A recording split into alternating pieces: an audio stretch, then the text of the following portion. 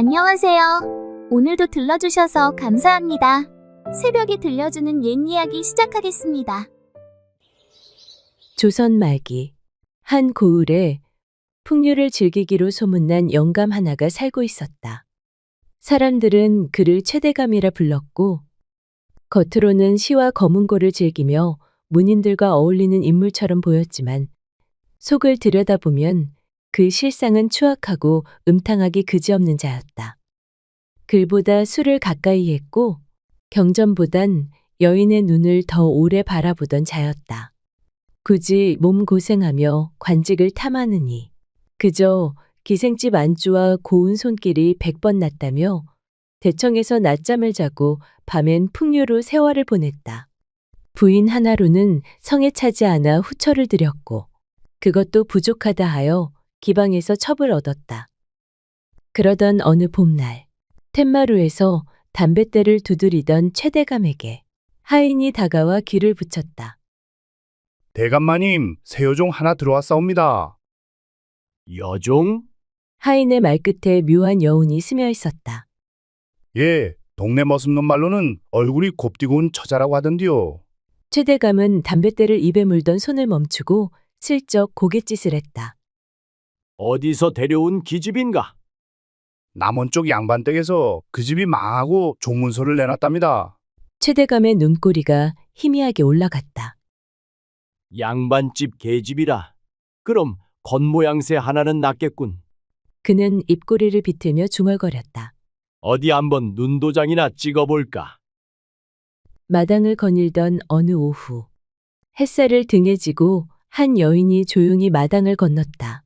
빛을 마주한 옆모습, 단정한 머리, 낡은 솜저고리조차 깨끗하게 입은 손길. 그의 눈에 그 여인은 다른 여종들과는 확실히 달랐다. 눈길 한번 건네지 않았지만 겉으로 드러내지 않은 품위 같은 것이 있었다. 그날 저녁, 최대감은 밥상 앞에 앉아선 먹는 둥 마는 둥, 젓가락만 들었다 놓기를 반복하였다. 그 시선은 자꾸만 물동이를 들고 안채로 향하는 해월에게로 멎었다. 그리고 혼잣말로 말했다. 보면 볼수록 곱다니까. 순순히 웃어줄 때까지 내가 직접 손을 써야 하려나. 어디 여종 주제에 얼마나 버티나 두고 보자고. 마당을 스치는 바람은 여종의 오래된 기억을 건드리고 있었다. 그녀의 이름은 해월. 본디 남원에서 이름난 양반가의 외동딸이었다. 아버지는 고지식한 선비였고 글로써 백성을 논하고 왕을 곧게 나무라던 분이었다. 그러나 그 고든 뜻은 끝내 권세의 벽을 넘지 못했다. 왕의 귀를 거슬렀고 간신들의 손에 영모죄로 몰려 차명도 유배도 아닌 실종이라는 이름으로 사라졌다. 하루아침에 해월의 집안은 역적의 가문이 되었고 어머니는 병이 깊어 세상을 등졌으며 그녀는 집을 지키다 빚에 쫓겨 종문서에 이름을 올리게 되었다. 그렇게 그녀는 최대감 댁의 여종으로 팔려온 것이었다. 그날 이후 최대감은 아침마다 쓸데없는 심부름을 만들어 해월을 불러댔고 해월은 최대감의 시커먼 속내를 뻔히 알고서도 말없이 묵묵히 시키는 일을 해냈다. 그녀는 최대감의 부름에도 눈길을 주지도 허튼 웃음조차 보이지 않았다. 탐욕스러운 최대감은 점점 그 무심함에 오히려 더 마음을 뺏기기 시작했다. 다른 계집처럼 아양이나 좀 떨 것이지. 어찌 저리 차갑단 말이냐. 그는 혼잣말로 투덜거리면서도 점점 그녀에게 눈을 떼지 못했다.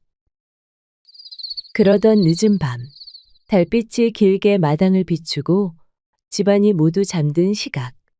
최대감은 비틀린 마음 하나를 품고 조용히 여종방 앞에 섰다. 바람도 숨을 죽인 밤이었다. 그는 문 앞에서 잠시 숨을 고르고는 조심스럽게 문을 열었다. 문이 열리자 그 안에는 웅크리고 잠든 해월이 있었다. 그는 까치발을 들어 조용히 문턱을 넘으며 누워있는 해월에게 속삭였다. 이 늙은이 마음이 외로워 그런 것이니 나를 나무라지 말아라. 해월이 눈을 뜨자 익숙한 노인의 가면 뒤 짐승 같은 탐욕이 훤히 드러난 눈이 보였다. 지금 못하는 것입니까? 아무리 제가 이 집의 여종이라 한들 어찌 대감이라는 분이 이리도 천한 짓을 서슴없이 하실 수 있단 말입니까? 하하, 내 참 기가 막혀서 네가 아직도 양반댁 핏줄인 줄 알고 사는 게냐? 그는 해월의 턱을 억지로 들게 하며 말했다. 양반이었든 종이었든 지금 네 자리는 내 집 종이다. 내가 부르면 와야 하는 종년일 뿐이란 말이다. 해월은 그의 손을 뿌리쳤다. 차라리 그 손에 죽는 것이 낫지. 저는 그따위 치욕은 감당치 않을 것입니다. 해월의 눈빛은 결연했고 그 안엔 두려움보다 먼저 분노가 이글거렸다. 해월은 온몸을 던져 도망치려 했으나 최대감의 소나기는 이미 그녀의 팔을 거칠게 움켜쥐고 있었다. 방 안의 문은 굳게 닫혀 있었고 바깥 세상은 너무도 조용했다. 눈을 감고 이를 악문 해월의 뺨 위로 굵은 눈물이 한 줄기 흘러내렸다. 그날 밤 창밖엔 비가 내렸다. 기와를 때리는 빗소리는 방 안의 숨죽인 울음과 짐승 같은 숨소리를 삼켜버렸다.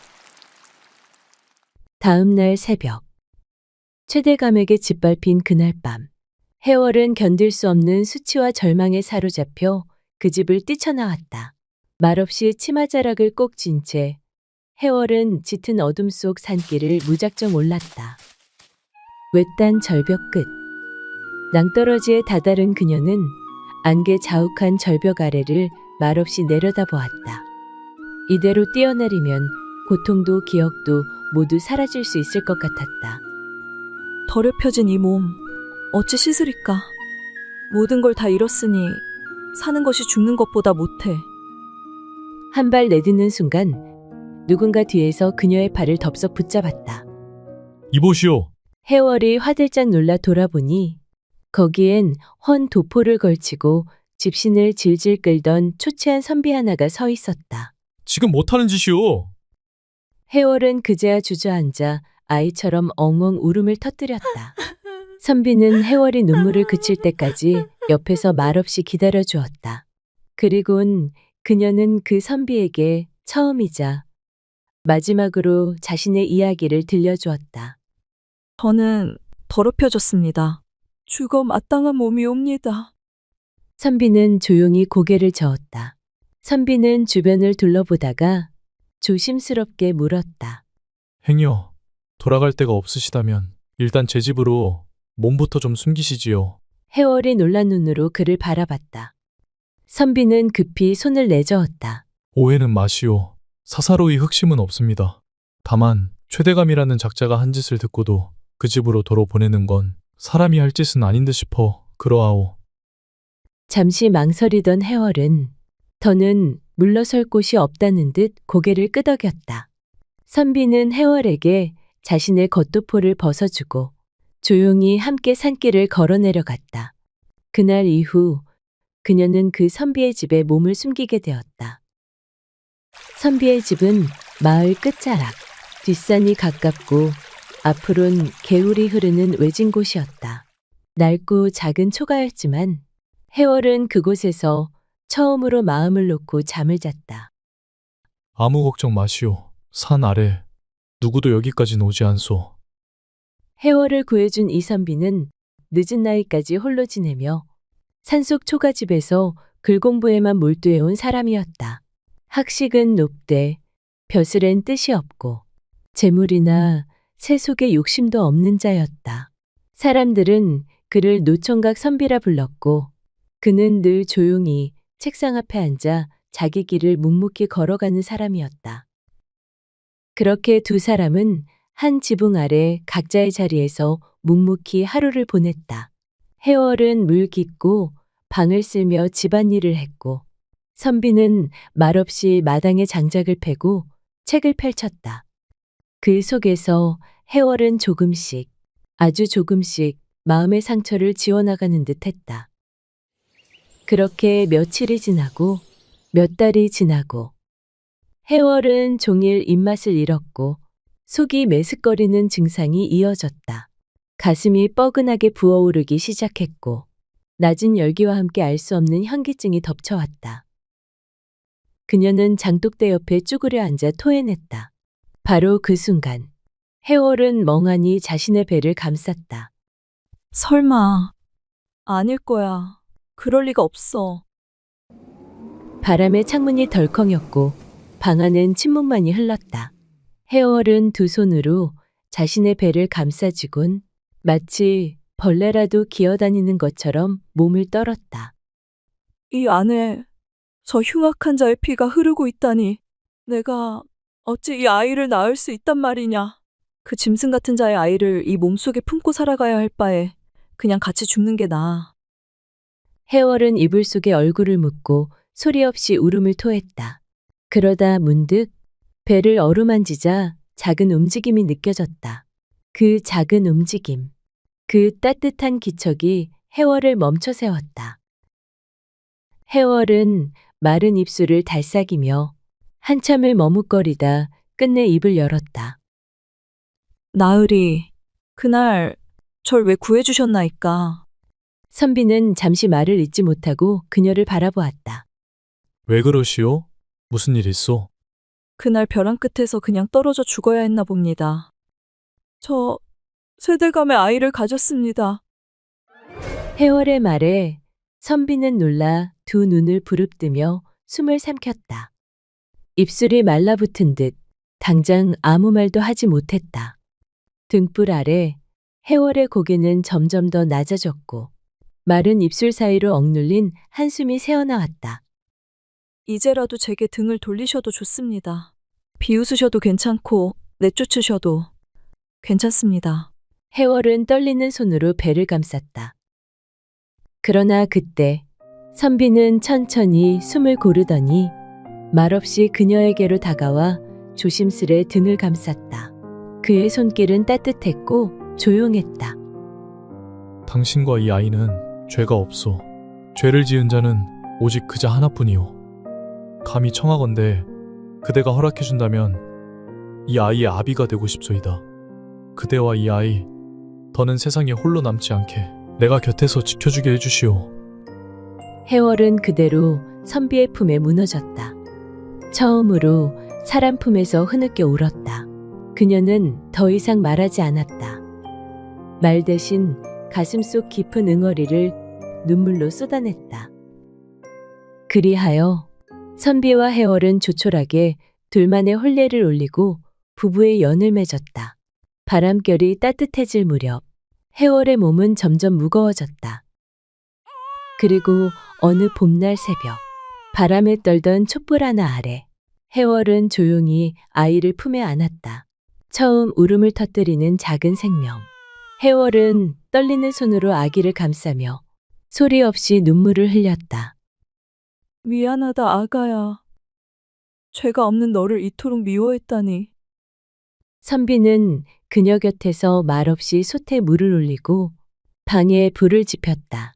따뜻한 수건을 대어 아기의 이마를 정성스럽게 닦아주었다. 이름도 없이 세상에 나온 그 아이는 선비의 성을 따라 이강이라 불리게 되었고 선비는 누구보다 아들을 아끼고 정성껏 길렀다. 허나 그 정성은 뜻대로 닿지 않았다. 이강은 어릴 적부터 글에는 도통 관심이 없고 부모 말도 듣지 않은 채 말썽꾸러기로 자랐다. 강아, 이리 와서 글 좀 보자꾸나. 너도 이 다음에 커서 훌륭한 사람이 되려면 지금부터 배워야 하지 않겠느냐? 싫어요, 아버지. 글자는 보기만 해도 머리가 아픈데 왜 맨날 글 공부하라고 하시어요? 저는 나가서 뛰놀고 싶단 말이에요. 해월은 속이 타들어갔고 선비는 밤마다 깊은 한숨을 내쉬었다. 그러던 어느 날 해월이 갑작스레 병석에 눕게 되었다. 몸은 야위어갔고 의원을 불러 약을 써보아도 소용없었다. 죽음을 예감한 해월은 이강을 곁으로 불렀다. 해월은 떨리는 손으로 아들의 손을 꼭 잡았다. 강아, 이 어미가 너에게 꼭 남겨야 할 말이 있다. 사실 너는 네가 아버지를 알고 있는 그분의 친자식이 아니란다. 어미가 예전 주인집 최대감이란 사람에게 욕보임을 당하고 삶을 끊으려 벼랑 끝에 올랐었다. 헌데 그날 이 선비님께서 날 살려주셨지. 그날 살아난 건 이 몸만이 아니고 내 뱃속에 있던 너까지 그분께서 지켜주신 것이나 다름없단다. 그분은 아무런 조건도 없이 나를 아내로 삼아주시고 너를 제 자식처럼 아끼고 키워주셨다. 그 은혜만은 아무리 세월이 흘러도 잊어서는 안 된다. 어머니 잘못했어요. 이제 글 공부도 열심히 하고 아버지 말씀도 잘 들을게요. 그러니 제발 눈 좀 떠보세요, 어머니. 강희의 애원에도 해월은 끝내 아들 손을 꼭 쥔 채 눈을 감았다. 소년 이강은 그날 밤 단 한마디도 하지 못한 채 무릎을 꿇은 채 울고 또 울었다. 그날 이후 이강은 달라졌다. 이전에 말썽 부리던 모습은 자취를 감췄고 매일 새벽이면 선비 앞에 앉아 글을 읽고 질문하고 또 외웠다. 그렇게 시간이 흘러 어느덧 장성한 총각이 된 강희는 자신의 친아버지가 누구인지 조심스레 마음에 품기 시작했다.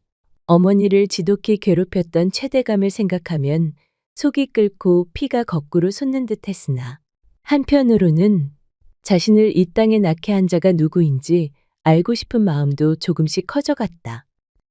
강희는 이 선비에게 며칠간 한양에 다녀오겠노라 말한 뒤 몰래 발걸음을 최대감이 있는 그 고을로 향하였다. 어머니가 끝내 돌아보고 싶지 않아 하던 그 마을. 어릴 적 가을이면 어머니는 노랗게 물든 은행잎을 한참 바라보고 말하셨다. 어미는 저 나무만 보면 잊고 싶은 그 집이 자꾸 떠오른단다. 그 기와집 마당엔 큰 은행나무 한 그루가 우뚝 서 있었지. 그 말을 남기곤 늘 말을 잊지 못하고 고개를 돌리셨다. 세월이 흘러 그 기억을 떠올린 강희는 은행나무가 기와집을 지키고 있는 집을 찾아 나섰다. 그 말만 붙잡고 강희는 낯선 길을 묵묵히 걸었다. 그렇게 얼마를 걸었을까? 마침내 강희는 노란 은행잎이 마당을 가득 덮고 있는 커다란 기와집 앞에 다다랐다. 기와지붕은 높았고 은행잎은 마당을 가득 덮고 있었다. 그때 대문이 열리더니 기웃거리던 강희 앞으로 머슴 하나가 나섰다. 여길 왜 기웃거리는 게냐? 혹시 여기가 최대감님 댁이옵니까? 맞는데 넌 무슨 일로 대감마님을 찾느냐? 드릴 말씀이 있어 찾아왔사옵니다. 잠깐 기다려라. 잠시 뒤 강희는 머슴의 손에 이끌려 최대감 앞에 무릎을 꿇게 되었다. 늙은 대감은 강희를 위아래로 훑어보더니 비웃듯 입꼬리를 비틀었다. 행색을 보아하니 한 끼 얻어먹을 요량으로 기웃거린 게지. 아니옵니다. 감히 여쭙자오나. 예전에 마님 댁에 여종으로 있던 해월이라 하는 여인을 혹 기억하시옵니까? 그때 최대감은 해월이라는 이름을 듣고는 한동안 골똘히 생각에 잠겼다. 그러다 문득 무릎을 탁 치며 말했다. 아, 그 계집 종년 말이냐? 말도 없이 새벽에 사라졌었지. 그런데 그 아이를 왜 묻는 게냐? 강희는 조심스레 입을 열었다. 사실 저는 그분의 아이입니다. 최대감의 눈이 휘둥그레졌다. 뭐라고? 네가 해월이 그 종년의 자식이라고? 그는 이내 눈썹을 찌푸리며 다그쳤다. 그런데 네가 무슨 일로 나를 찾아왔단 말이냐? 강희는 떨리는 목소리로 말했다. 그게 저는 대감님의 자식이기 때문입니다. 뭐라?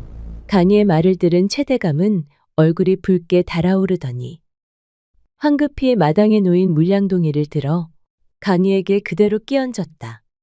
차가운 물벼락에 정신이 번쩍 든 강희는 두 주먹을 불끈 쥐고 이를 악문 채 최대감을 올려다보았다. 그때 최대감의 입에서는 비열하고 차가운 말이 쏟아졌다. 이놈이 어디서 말도 안 되는 소리를 짓거리는 게야?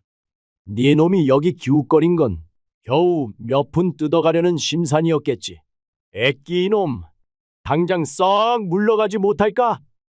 천한 종년의 핏줄 따위가 여기가 어디라고 와서 말도 안 되는 소리를 하는 게야. 얼굴과 옷이 흠뻑 젖은 강희는 얼어붙은 듯 말이 없었다. 야 이놈아, 썩 꺼져라. 그러나 이내 부르르 떨리는 손으로 주먹을 움켜쥐고 조용히 일어섰다.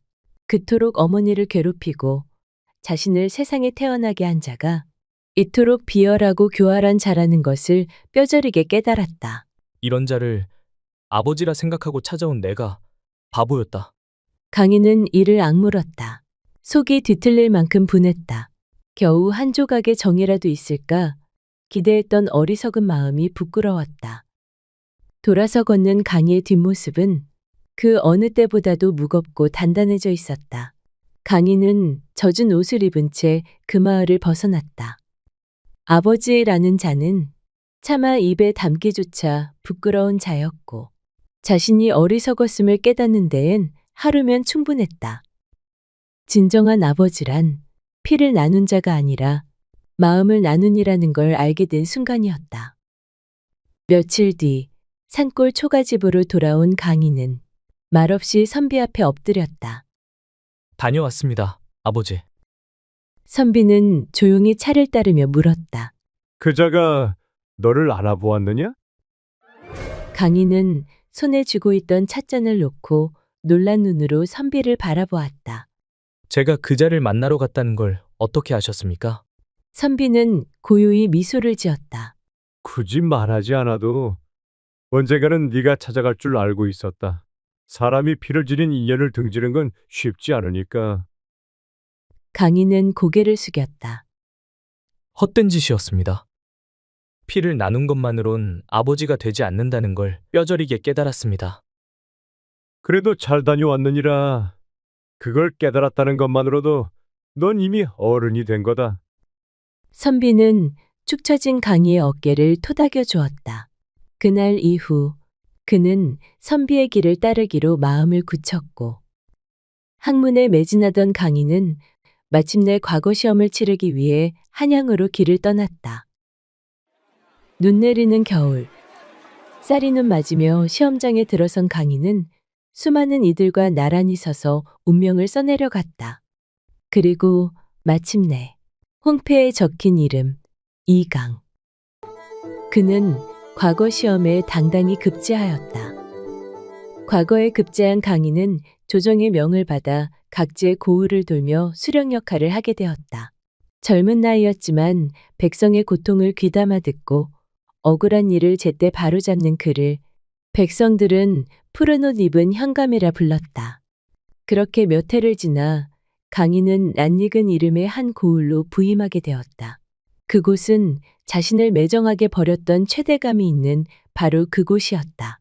그를 업신여기고 어머니를 죽음으로 내몬 자. 최대감이 아직도 그곳에 살고 있다는 소문도 들려왔다. 부임한 지 얼마 지나지 않아 마을엔 묘한 소문이 돌기 시작했다. 밤마다 기방 여인을 부르고 서당선비 아내까지 말도 마시오. 아니, 늙어도 돈이 많으니 죄다 겁박하고 끌어들이지. 그런 자가 대감이라니 추하다 추해. 그러던 어느 날 관아 앞에 눈물 흘리는 젊은 여인이 엎드려 울며 호소했다. 제 남편이 외출한 사이 저를 강제로 끌고 들어가 몹쓸 짓을 하려 했습니다. 제발 도와주십시오, 나으리. 강희는 수사를 명했다. 그리고 확인된 그자의 이름은 바로 최대감. 그는 말년에 이르러 더욱 탐욕스러워졌고 관의 감시가 소홀한 틈을 타 여인들을 겁박하고 있었다. 강희는 관아뜰에 사람들을 모으고 부정한 대감에게 선고를 내렸다. 최대감은 타인의 아내를 겁박하고 수년간 다수의 여인을 손에 댄 중죄인으로 판명되었어. 이에 따라 곤장 100대를 명하노라. 포졸들에게 끌려온 최대감은 마루 위에 앉아있는 강희를 보고 두 눈을 크게 떴다. 아니 너는 그때 날 찾아왔던 그 계집의 자식 아니냐? 네가 어찌 네가 날 신문하느냐? 강희는 담담히 시선을 마주했다. 네 죄를 네가 알지 못하느냐? 백성을 괴롭힌 죄도 중죄이거늘 죄 없고 연약한 여인을 능욕하고도 이토록 뻔뻔스러울 수가 있단 말이냐? 오늘 이 자리에서 반드시 대가를 치르게 하겠다. 최대감은 벌벌 떨며 무릎을 꿇었다. 내가 잘못했다. 그래도 나는 네 아비 아니냐. 그런 내가 이리 끌려와 곤장을 맞는다니. 이 늙은이를 단 한 번만 봐주지 않겠느냐. 제발 한 번만 눈 감아다오. 내일이 부탁하마. 강인은 차가운 목소리로 말했다. 아비? 날 그렇게 내쫓을 땐 언제고 피가 같다고 아비가 되는 것이 아니다. 그간 네가 저질러온 갖은 악행으로 상처 입은 이들이 얼마이더냐? 오늘은 네 죄에 대한 대가를 너 스스로 받게 될 날이니라. 여봐라, 곤장 100대 즉시 시행하라. 최대감의 절규가 마당을 울렸지만 포졸들은 이미 목침에 그를 엎드리게 하고 곤장을 내리쳤다. 피가 튀고 살점이 터져도 강인은 단 한 번도 고개를 돌리지 않았다. 하늘이 두렵거든. 그리 살지 말았어야 했다. 작은 주막 어귀를 지나던 강인은 한 여인이 아이를 품에 안은 채 마당 한켠에서 소리 없이 울고 있는 모습을 보게 되었다. 그 아이는 젖도 못 빨고 울어댔고 여인의 옷은 해졌으며 그 얼굴에는 깊은 상처가 번져 있었다. 이강은 문득 발걸음을 멈췄다. 주모가 수군거렸다. 저 여인이 바로 그 종년이라지. 최대감이 손댄 여자. 아이까지 낳았는데 들켜서 쫓겨났다지 뭐야? 어휴, 애는 무슨 죄냐? 이강은 그 말을 듣고 그 여인을 조용히 바라보았다. 젊은 시절 어머니 해월이 떠올랐다. 떨리는 손으로 자신의 배를 감싸쥐고 슬피 울었을 그날의 모습이 그는 여인의 앞에 다가가 낡은 돈주머니 하나를 내밀었다. 그대가 죄인이 아니오. 이 아이도 마찬가지오. 부디 아이만은 바르게 키우시오. 여인은 고개를 들어 이강을 바라보았다. 이강은 더 말하지 않고 등을 돌렸다. 마을길을 걸어나가는 그의 뒷모습 너머로 햇살이 비추고 있었다. 그날 바람은 따뜻하게 불었다. 마치 누군가의 가슴속 하늘 조용히 다독여주는 듯이.